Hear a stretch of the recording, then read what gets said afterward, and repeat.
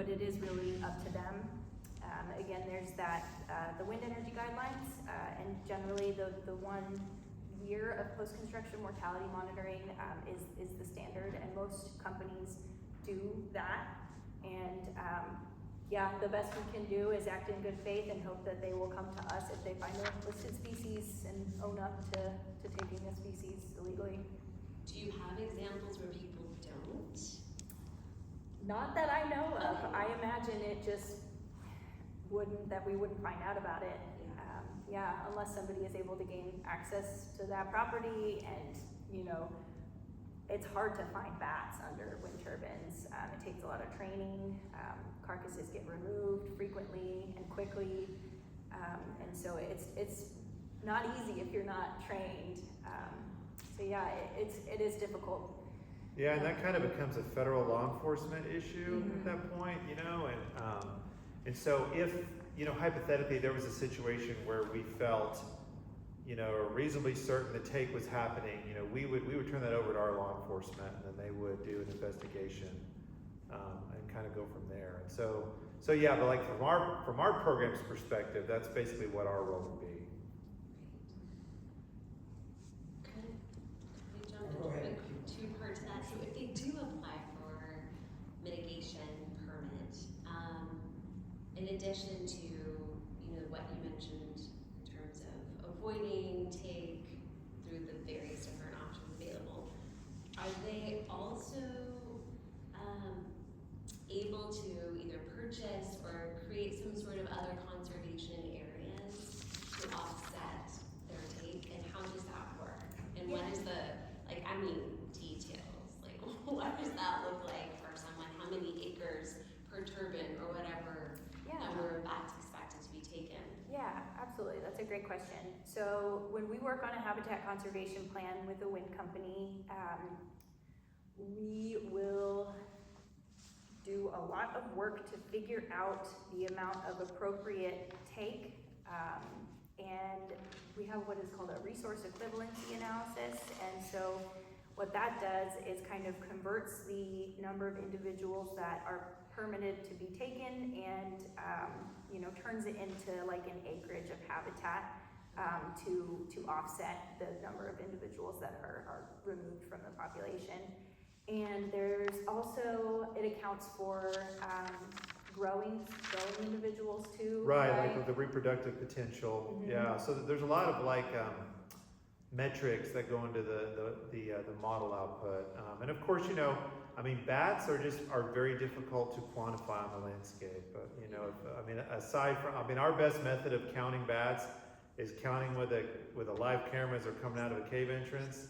And aside from that, just on the landscape, bats are just very difficult to just track and just get sort of a population number, right? So there by default, best available science, there's some estimation in terms of the available data that comes from those post-construction mortality monitoring surveys. And so so we have some models, like she said, the resource equivalency analysis that takes into account, assuming it's a 1-to-1 sex ratio, you got X number of females, they would have 1 pup per year over a 30-year period of the permit. And then that gets translated to an acreage calculation, and they then would be responsible for either purchasing that or somehow coming up with, we've had like conservation easements where like it's in perpetuity, here's a 35-acre tract that meets, our mitigation requirement for that habitat conservation plan. And generally the mitigation is habitat related, so it's usually conserving habitat. But there are some other things that are done. There's conservation banks, so they can pay into a fee and get credits, and they will preserve habitat. There's also some other stuff you can do for mitigation, but it tends to be that habitat conservation. Yeah. Do they ever work with the property owners with whom they have the leases to create conservation easements on sections of the properties that they're not using for turbines? I've never heard of anything like that. I've never seen that. I'm not saying that hasn't happened, but I'm not aware. I'm not aware of anything in Oklahoma where that's happened. I think typically it would be a separate tract of land that would be kind of within the, because you want it within kind of the close vicinity, because you're wanting to offset kind of your population of bats within the region, right? Like you don't want your mitigation property in New Mexico for, you know, a project in Delaware County, Oklahoma. So yeah, but generally it's, I don't know I think it's just situational as far as the sidebars and how far away is acceptable, but yeah.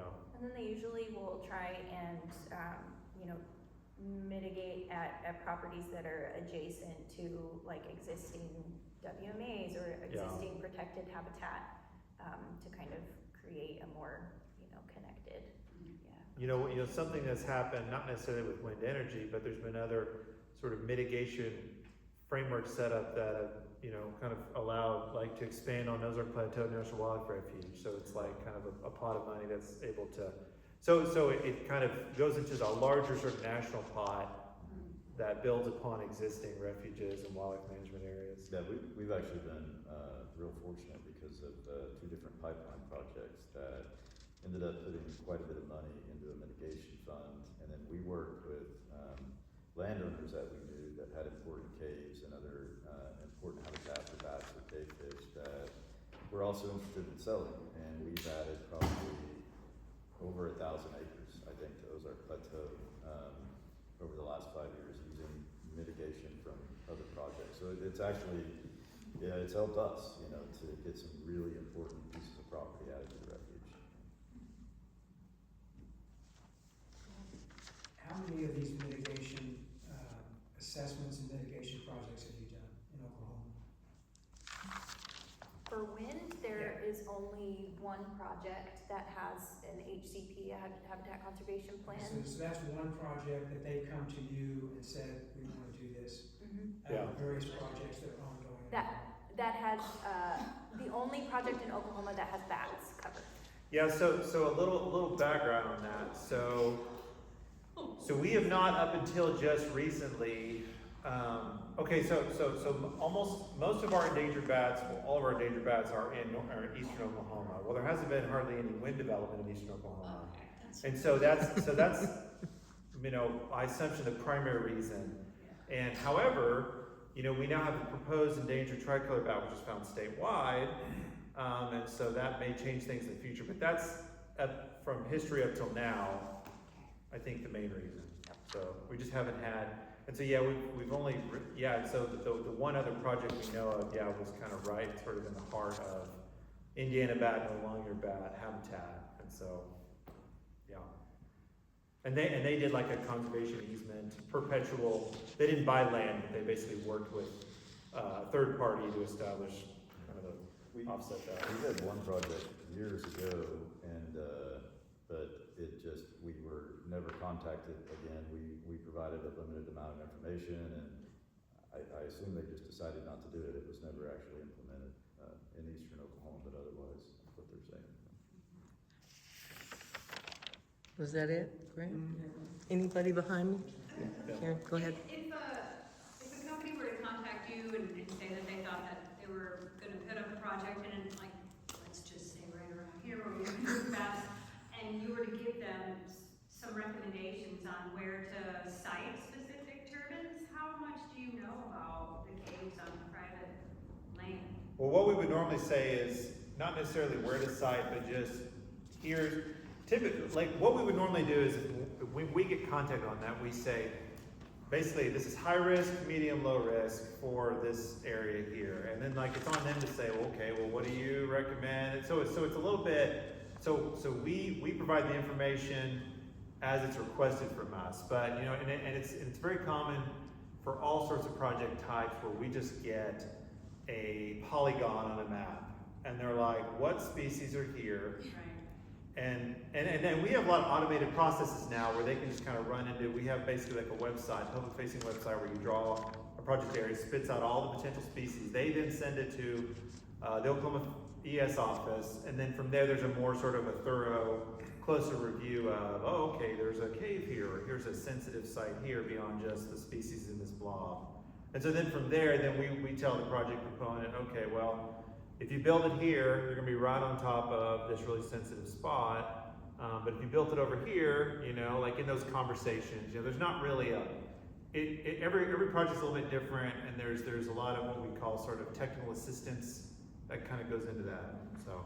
So would it behoove a landowner that, to like report a cave, like how would somebody do that? Oh, yeah, I mean, yeah, for sure. I mean, and you know, we maintain, you know, like sensitive cave locations, especially those that have high populations of endangered bats, and those are definitely ones that we, you know, kind of keep track of. And we don't share that. Right, information. yeah, that's, Okay, who would they contact? We are happy to check out caves, on private land if, we can do bio inventories and stuff like that, if people are Yeah. interested, because we don't know, we know where, a lot of the important caves are, but we don't know where, we assume we don't know where all of them are. Right. So, it's hard to protect them when you don't know where they're at, so. You could contact any of us. yeah, Okay. yeah. I have one last question I can think of. Do you know, I heard that the turbines that they were proposing in this area were gonna be close to 700 feet tall. I don't know about behavior. Do they fly around that altitude? Is it just when they're I mean, the issue is there's some attraction going on there with bats and turbines that's not fully understood, where the issue is not necessarily, so like with birds, you have birds that fly at different altitudes, kind of going from A to B, but bats seem to be honing in on turbines somehow. Like regardless of the size, they're kind of attracted to the turbine, and bats are interesting because sometimes they're curious and they kind of investigate things on the landscape that are unusual or weird. And then also there's been theories that some of the migratory tree bats think that this big, large, novel object is a big tree, and I want to check it out. And then they fly around it, and maybe they're doing the smooth surface is messing with the echolocation. So there's all these things that kind of, the behavioral stuff we don't fully know, but we do know that that bats are checking out turbines. I mean, we have evidence that they're kind of flying around the blades, and whether they're looking for insects or they're just not sure what they're investigating. Right.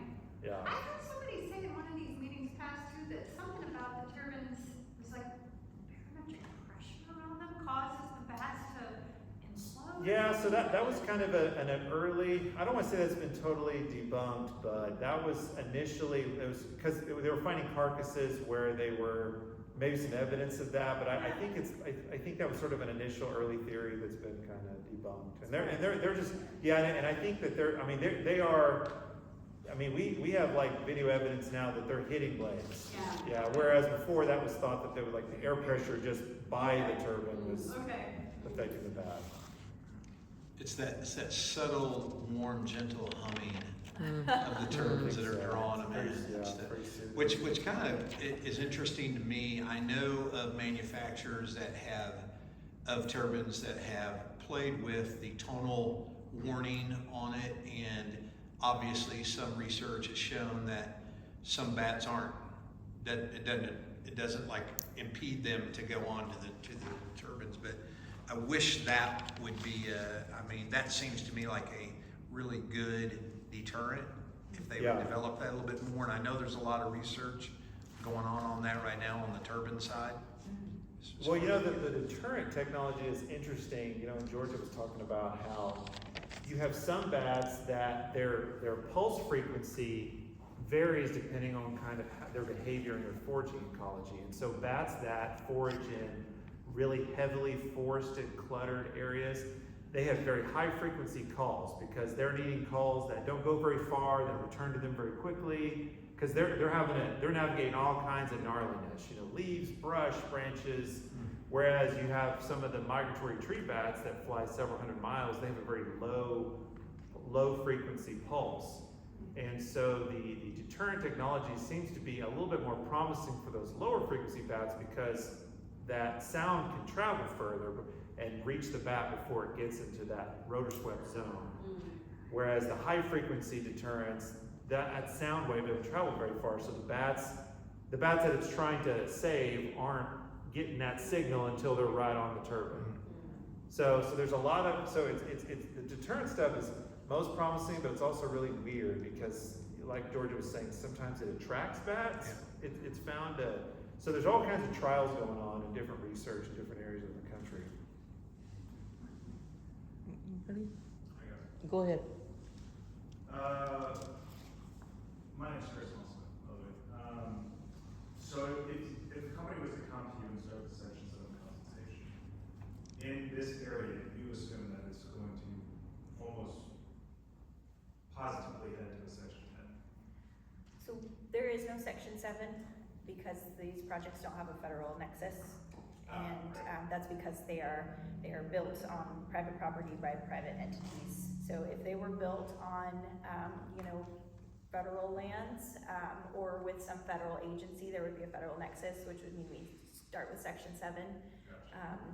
But with the Section 10 process, it's completely voluntary. Yeah, so the anticipation is that there would be some sort of adverse effect that would require them to go with a habitat conservation plan, or is that? Well, not necessarily, like, we don't have enough information to say any project would automatically cause take of bats in this area, and the reason for that is because hypothetically, well, number one, we don't have enough information, but number two, hypothetically, like, a wind project could come in and say, we will operate our turbines in a way that will kill no bats, and we have guidance right now that if you operate turbines at a certain cut-in, what we call a cut-in speed, where it like doesn't turn on until wind speeds are at a certain speed, because fewer bats are flying when the wind speeds are up.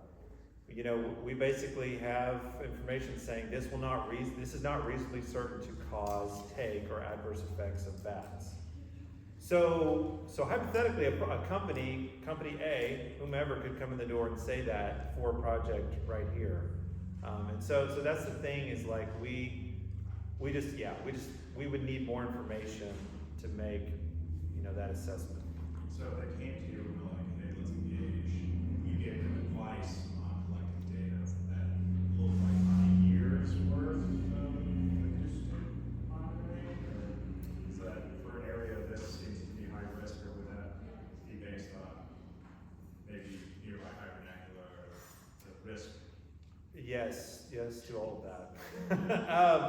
It depends. I mean, I think there are different thresholds of presence absence for a species, right? Like, so we have, for different species, including bats, we have presence absence guidelines that we lay out. So like if someone wants to do a survey to determine presence, or what we actually call probable absence, because it's not true absence, but if they follow sort of those protocol and do the surveys the way we say it, and they say, well, we came out, we did not find the bat, then we can then say, okay, well, the species is most likely absent, and then, kind of move it on from there. But then there's also cases where we might say, well, we already know the species is there. For example, like a project coming in the door here, no matter what it is, like if a project's getting built right here, like gray bat's gonna be on their species list, right? That doesn't mean the project's gonna impact gray bat, but gray bat right off the bat is gonna be flagged because you're in the range. And then sort of from there, as part of that closer analysis, then you go, okay, well, what activities could actually impact gray bat as part of what you're doing? And then it's kind of that stepwise thing. So it's kind of complicated. I mean, acoustic surveys for bats, are always beneficial because for lots of reasons beyond just presence absence, because it shows you kind of where are areas of high bat activity, foraging activity. It can kind of help inform a little bit of roosting areas, like for some of the tree bats. Like if you've got kind of a forest stand with lots of calls of a bat, it kind of tells you something. Okay, maybe you've got a maternity colony here. So it is very helpful for a lot of reasons. And generally, when a wind project is going to be developed or is potentially going to be developed, the developer will do a lot of those surveys. They'll generally contract with wildlife consultants and will oftentimes work with us on how to conduct those surveys. And we provide the information about when is the best time to conduct those surveys and where maybe to do those surveys.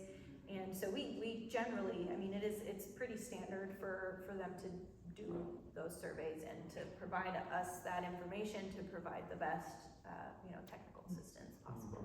So does that look like about a year, or is that just a seasonal survey?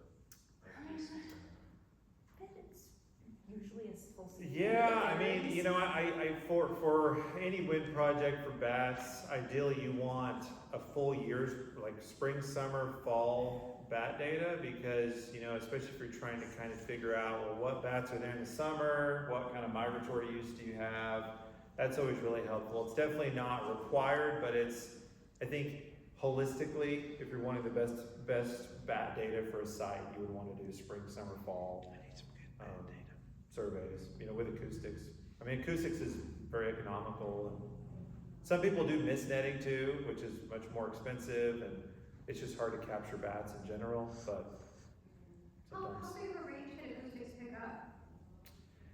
There's a lot of variables there. It really depends on the kind of the acoustic model and the microphone type. Like there's microphones called directional microphones that can pick up a lot farther away than like what's called an omnidirectional, which kind of has a sphere recording. Like for example, like if you had a omnidirectional and you set it up there and pointed it down the hallway there, it could pick up bats all the way down to that doorway, most likely, if you didn't have any trees or anything interfering with it. But like if you had a hemispherical, I mean, you might be looking at, I don't know, 15 feet around the microphone, maybe. Also like other ambient noise, right? Like wind and Yes. a road. Yeah, with and acoustic detectors, there's a whole science just with that of like how you place the detector and then what species are you targeting. Like initially it seems like really basic, but then there's a lot of things that need to be considered. Like your distance away from vegetation, but you don't want to be too far away because you actually want to capture where the bats are. Right? And with, you know, and sometimes I've seen with wind energy projects, they'll put detectors up pretty high up, like on towers, because they're kind of trying to get bats that are flying maybe at that tower height, you know. So there's a lot of variability. Anybody else?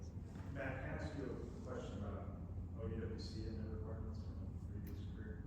Or is it- Yeah, ODWC does not have any requirements on wind. They do not, so they don't have any regulations for incidental take of animals. So they regulate direct collection, killing. So when we say take, that's like an Endangered Species Act term, where we're basically saying wounding, harming, harassing, killing an animal. And so ODWC regulates direct take, but so we have regulations for incidental take, like you kill an animal that not intentionally, but it's part of another activity, right? You accidentally drive over a nest on a tractor. That's the incidental take. But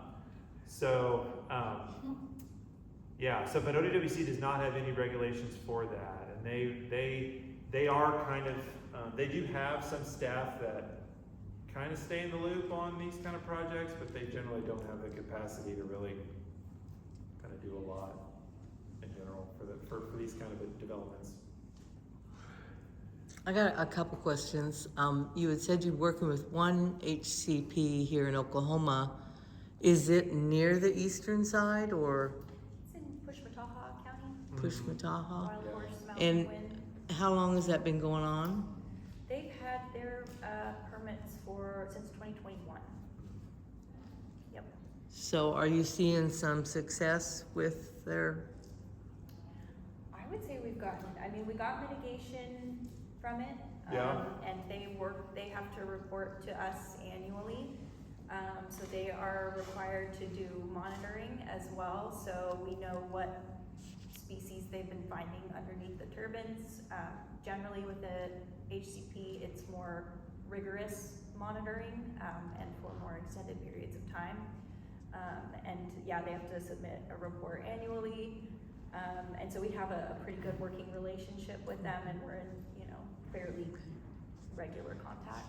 And it seems like from everything I've heard is that there's no stick at the end of this. No matter, there might be some money you put into conservation somewhere, or they can purchase some land or pay somebody else off, but there's no real, when you say risk, there's no liabilities, there's no consequences, right? Except, and you say you Well, probably won't hear about the ones that. I mean, There is, I mean, there's being like legal and not legal if an endangered species is taken. So that's kind of, so they take on that risk, and they do not have the, like if they, like if wind company A takes a listed species and they've been informed of the risk, but they don't pursue a permit or some other mechanism, I mean, they're out of compliance with the law, so it's kind Right, of so on then them. what happens? Do they get that fine? So they pay some money? Well, I mean, it's the burden of proof is sort of on kind of our law enforcement to, you know, like basically find evidence and. Yeah, I get all yeah. that, and then what? Is there ever Oh, any yeah, well, so I mean, there's, consequences? so we have like the we have fines. It's fines, Yeah, there's okay. fines, yeah, or potentially, jail time. Potential jail time. Yeah, I mean, yeah, it just. It kind of Kaboom! depends, yeah. Here we go. They would also. Okay, I have another question. Don't get too excited. I know. They would probably be more. Give me some. They would probably be more apt to work with us too, so if they took a listed species and we knew about it, and they weren't doing any kind of curtailment or any kind of minimization measures, they would probably be more likely to work with us to, obviously we're gonna be keeping more of an eye on them after Yeah. too. So there's lots of reasons for them to stay in compliance, but Yeah. If they're rich enough, not really. Yeah. So then migratory eagles, they're no longer endangered, and we were told that because there's so many here and live here and, so that they will just leave. And is that the same thing with bats? Will they just go up north more or down south more? The bats won't leave, with the turbine, like if turbines were here, the bats won't leave the area. yeah, they don't exhibit avoidance. Yeah. Eagles are protected under the Bald Eagle Eagle Protection Act, and they're actually one of wind companies. When they kill eagles, they tend to come to us very quickly. Like there is a culture of, and I know probably fines maybe that are greater. I don't know for sure, but there is a culture of the wind company reporting eagle mortalities to law enforcement, and they pay fines and or get permits for taking eagles. But yeah, some birds will exhibit avoidance. If a wind project is developed, like whooping cranes, they tend to avoid projects. when Yeah, they're which built. we have here. We do in Oklahoma, yeah. Yes, Yeah. here, right? No. So, no, I was thinking of the other herons and they come through. So my other question is around water quality. You said that they need quality, clean water. And so, like I live on a creek that's now dead, and I have probably 150 acres of standing wood, old dead wood, big wood. I don't have any bats in the yard anymore. I used to be covered with them. And so I'm wondering, and I wanted to talk with you, Richard, about putting cameras up top. I have up on the hill with pine trees, and it's really out there. But is some of the water going to move them away too? If they're, how bad is what we are seeing is nitrogen and phosphorus so far off the charts that it's not completely dead yet in Spring Creek, but Double Spring Creek is just about dead. So once we get rid of those flying species they're eating, Yeah. they just won't come there anymore. Yeah, I mean, there haven't, it's really hard to study that. We definitely know that gray bat females, especially during summer, are highly dependent on foraging over water, and feed on like emergent aquatic insects, caddisflies, stoneflies. Is that right? Yes. Yeah, and so we have always, kind of tied that, those species are water quality indicators, right? We've always tied that together. But the difficult part is, gray bats, well, and a lot of bats, they have very huge territories. Gray bats can fly several miles in one night. Yeah. And they will forage up to, roughly 10 plus miles from their cage. Yeah. So it would just be, it would just be very difficult to, presumably they would move and forage somewhere else if like, a certain stretch or stream was, no longer had those insects or those foraging resources. Is it public information to ask if Steelhead Wind, Rocky Hollow Farm, like their state LLC has contacted you about this project? Is it Georgia?